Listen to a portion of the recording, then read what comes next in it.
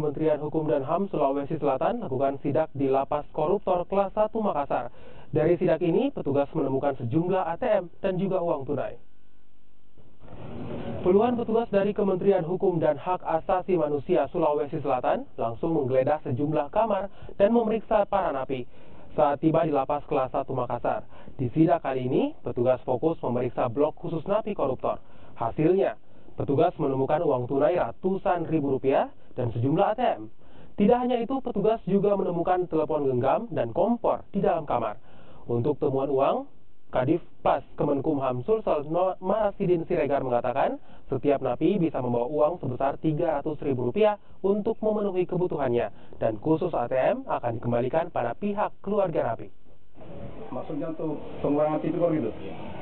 Ya, kalau kami di lapas ya bukan hanya tipikor, semua narapidana yang ada di lapas kita usahakan untuk mempercepat pemenuhan hak-haknya, tentu yang memenuhi syarat.